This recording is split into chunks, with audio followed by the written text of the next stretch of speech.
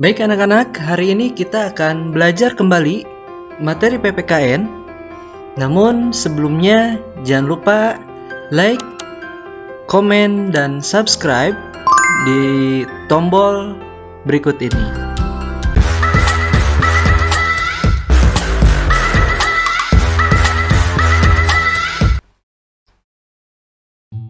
Oke? Baik, Assalamualaikum warahmatullahi wabarakatuh. Anak-anak, bagaimana kabarnya hari ini? Semoga kalian selalu dalam keadaan baik, sehat, dan Bapak harapkan kalian bisa menyimak dan berkesempatan untuk mencatat, merangkum apa yang Bapak bahaskan hari ini. Oke? Sebelumnya, silakan kalian siapkan diri kalian terlebih dahulu. Dan setelah itu kalian membaca doa dan perhatikan dan simak materinya dengan baik. Tulis atau rangkum materi yang disampaikan dan Bapak harap kalian bisa enjoy dalam menyimak materi yang Bapak berikan hari ini. Oke? Bapak akan mengulas materi yang kemarin. Namun hanya beberapa saja. Kita akan menjelaskan untuk hari ini adalah faktor penyebab keberagaman masyarakat Indonesia. Selamat belajar. Mari kita mulai. Setelah pertemuan kemarin kita menjelaskan dan mengamati sekeliling tempat tinggal dan lingkungan sekolah serta melihat dari suku, ras, budaya, dan jenis kelamin tentang keberagaman beserta faktor-faktor penyebab keberagaman itu terjadi dari segi yang pertama adalah letak strategis wilayah Indonesia, yang kedua kondisi negara kepulauan, ketiga perbedaan kondisi alam, keempat keadaan transportasi dan komunikasi, dan terakhir penerimaan masyarakat terhadap perubahan. Baik, Bapak akan jelaskan terlebih dahulu poin-poinnya. Oke, kita akan mulai. Coba kalian amati letak geografi Indonesia dalam peta dunia. Letak Indonesia yang strategis yaitu di antara dua samudra Pasifik dan Samudra Indonesia, serta dua benua Asia dan Australia mengakibatkan wilayah kita menjadi jalur perdagangan internasional. Lalu, lintas perdagangan tidak hanya membawa komoditas dagang, namun juga membawa pengaruh kebudayaan mereka terhadap budaya Indonesia. Kedatangan bangsa asing yang berbeda ras, kemudian menetap di Indonesia mengakibatkan kemajemukan ras, agama, dan bahasa.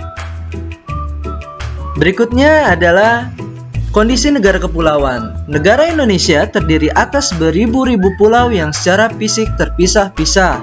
Keadaan ini menghambat hubungan antar masyarakat dari pulau yang berbeda-beda. Setiap masyarakat di kepulauan mengembangkan budaya mereka masing-masing sesuai dengan tingkat kemajuan dan lingkungan masing-masing. Hal ini mengakibatkan perbedaan suku bangsa, bahasa, budaya, serta peranan laki-laki dan perempuan. Yang berikutnya adalah perbedaan kondisi alam. Kondisi alam yang berbeda seperti daerah pantai, pegunungan, daerah subur, padang rumput, pegunungan, dataran rendah, rawa, dan laut mengakibatkan perbedaan masyarakat. Juga kondisi kekayaan alam, tanaman yang dapat tumbuh, hewan yang hidup di sekitarnya. Masyarakat di daerah pantai berbeda dengan masyarakat pegunungan, seperti perbedaan bentuk rumah, mata pencarian, makanan, pokok, pakaian, kesenian, bahkan kepercayaan. Wah, berarti memang benar ya. Saking luasnya negara kita memiliki beberapa perbedaan. Berikutnya adalah keadaan transportasi dan komunikasi. Kemajuan sarana transportasi dan komunikasi juga mempengaruhi perbedaan masyarakat Indonesia. Kemudahan sarana ini membawa masyarakat mudah berhubungan dengan masyarakat lain. Meskipun jarak dan kondisi alam yang sulit, sebaliknya sarana yang terbatas juga menjadi penyebab keberagaman masyarakat Indonesia. Dan berikutnya, penerimaan masyarakat terhadap perubahan. Sikap masyarakat terhadap sesuatu yang baru baik yang datang dari dalam maupun luar, masyarakat membawa pengaruh terhadap perbedaan masyarakat Indonesia. Ada masyarakat yang mudah menerima orang asing atau budaya lain seperti masyarakat perkotaan, namun ada juga sebagian masyarakat tetap bertahan pada budayanya sendiri. Oke, kita akan masuk ke poin berikutnya, yaitu adalah keberagaman suku. Suku bangsa sering juga disebut etnik. Menurut Kuncaraniningrat, suku bangsa berarti sekelompok manusia yang memiliki kesatuan budaya dan terikat oleh kesadaran dan identitas tersebut. Kesadaran dan identitas biasanya dikuatkan oleh kesatuan bahasa. Jadi, suku bangsa merupakan gabungan sosial yang dibedakan dari golongan-golongan sosial karena mempunyai ciri-ciri paling mendasar dan umum, berkaitan dengan asal-usul dan tempat asal serta kebudayaan. Ciri-ciri mendasar yang membedakan suku bangsa satu dengan lainnya antara lain bahasa daerah, adat istiadat, sistem kekerabatan, kesenian daerah, dan tempat asal. Keberagaman bangsa Indonesia diakibatkan oleh jumlah suku bangsa yang mendiami wilayah Indonesia sangat banyak dan tersebar di seluruh wilayah Indonesia. Setiap suku bangsa mempunyai ciri atau karakter tersendiri, baik dalam aspek sosial maupun budaya. Menurut penelitian Badan Pusat Statistik yang dilaksanakan tahun 2010, di Indonesia terdapat 1128 suku bangsa. Antar suku bangsa di Indonesia memiliki berbagai perbedaan dan itulah yang membentuk keanekaragaman Indonesia. Beberapa suku bangsa di Indonesia berdasarkan asal daerah tempat tinggal antara lain di Pulau Sumatera, terdapat suku Aceh, Gayo, Alas, Batak, Minangkabau, dan Melayu. Di Pulau Jawa terdapat suku Jawa, yaitu Sunda, Baduy, Samin, sedangkan di Kalimantan terdapat suku Dayak. Di Sulawesi terdapat suku Bugis, Manado, Gorontalo, Makassar. Kawasan Maluku terdapat suku Ambon, yaitu Sangir, Talaut, Ternate, kawasan Bali, dan Nusa Tenggara antara lain suku Bali, Lombok, Bima, dan Timor. Sedangkan di Papua terdapat suku Asmat dan suku Dani. Oke.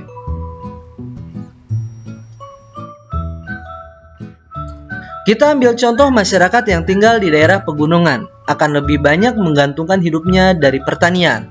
Pastinya. Oleh karena itu akan berkembang kehidupan sosial budaya masyarakat petani.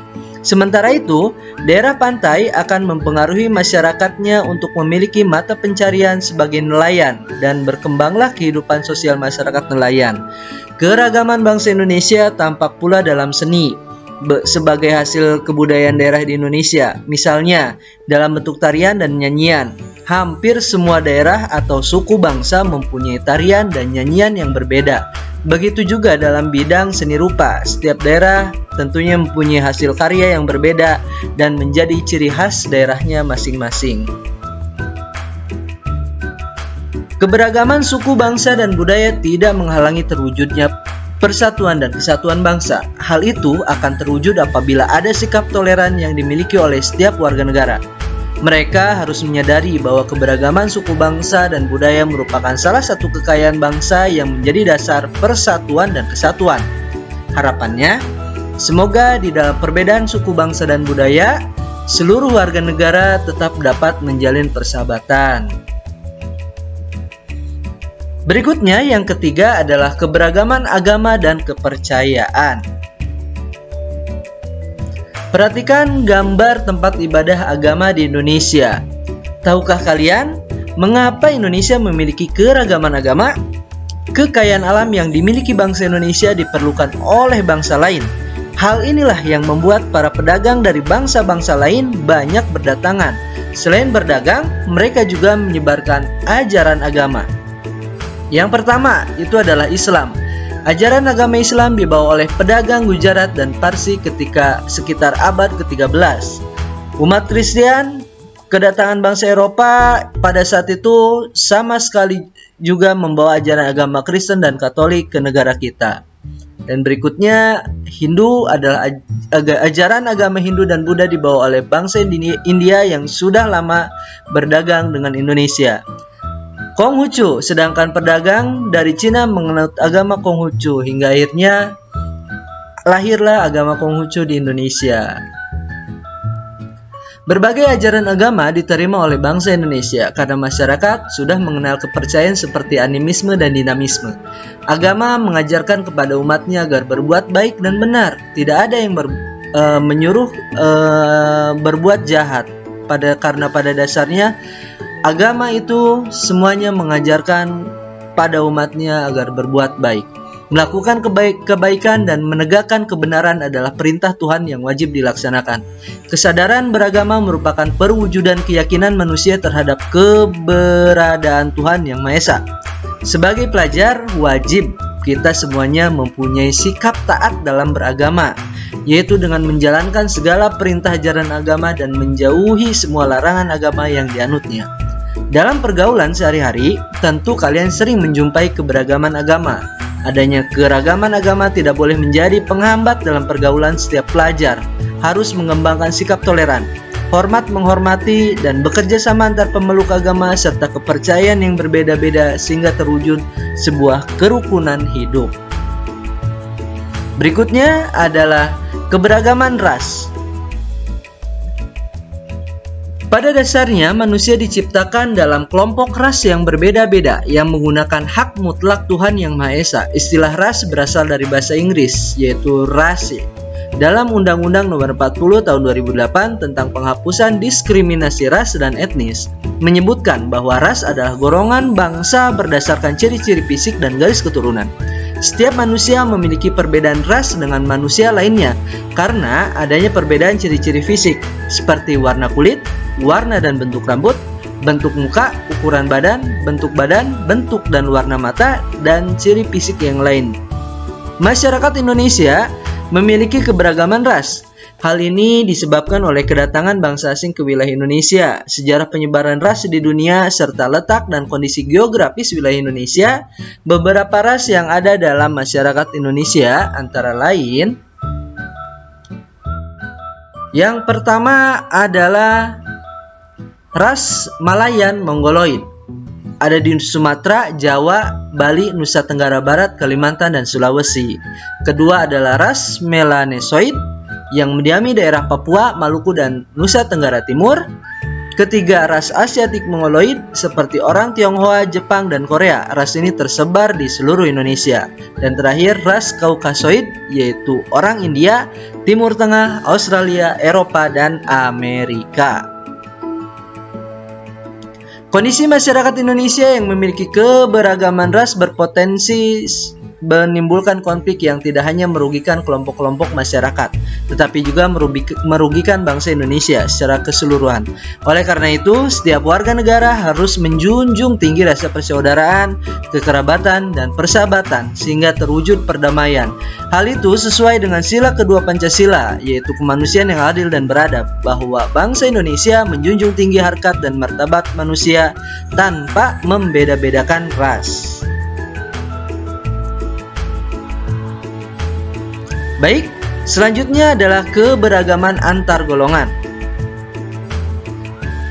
Keberagaman manusia hidup bukan hanya dalam keberagaman suku, agama, dan ras, tetapi juga dalam keberagaman masyarakat.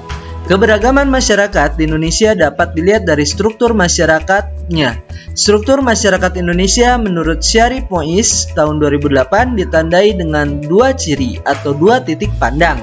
Pertama, secara horizontal ditandai oleh kenyataan adanya kesatuan-kesatuan sosial berdasarkan perbedaan-perbedaan suku bangsa, agama, adat istiadat, dan kedaerahan. Secara vertikal ditandai dengan adanya lapisan atas dan lapisan bawah yang cukup tajam. Dalam sosiologi, adanya lapisan dalam masyarakat itu disebut social stratification atau biasa disebut dengan kelas sosial. Adanya perbedaan kelas dalam lapisan masyarakat menyebabkan terjadinya penggolongan kelas-kelas secara bertingkat. Hal itu diwujudkan dalam kelas tinggi, kelas sedang, dan kelas rendah, dengan ditandai oleh adanya ketidakseimbangan dalam pembagian hak dan kewajiban individu dan kelompok di dalam suatu sistem sosial. Dengan demikian, dalam kelas sosial terdapat penggolongan manusia secara bertingkat atas dasar kedudukan atau status sosial, sehingga menyebabkan perbedaan antara hak dan kewajiban. Selain dilihat dari lapisan masyarakat atau kelas sosial, keberagaman masyarakat ditandai adanya segmentasi dalam bentuk kelompok-kelompok yang memiliki kebudayaan yang berbeda satu sama lain. Kelompok-kelompok tersebut dapat berupa kesatuan-kesatuan sosial dan organisasi kemasyarakatan. Adanya kelas sosial dan kesatuan sosial membentuk golongan-golongan di masyarakat. Setiap golongan terdiri dari atas 2 orang atau lebih yang mempunyai hubungan satu sama lain dalam sebuah struktur. Keberagaman antar golongan tidak boleh menyebabkan terjadinya perselisihan dan perpecahan di masyarakat. Adanya keberagaman antar golongan harus menjadi pendorong terwujudnya persatuan dan kesatuan bangsa, dan pendorong tumbuhnya kesadaran setiap warga negara akan pentingnya pergaulan demi memperkokoh persatuan dan kesatuan bangsa. Misalnya, golongan kelas tinggi membantu golongan kelas rendah. Oleh karena itu, ciri golongan tidak ditonjolkan demi kepentingan nasional. Meskipun berbeda-beda golongan, namun seluruh warga negara hidup dalam satu ikatan yang kuat. Tanah air Indonesia. Semboyan Bhinneka Tunggal Ika yang merupakan ciri bangsa Indonesia harus selalu dilestarikan dan dijadikan dasar bagi persatuan dan kesatuan bangsa.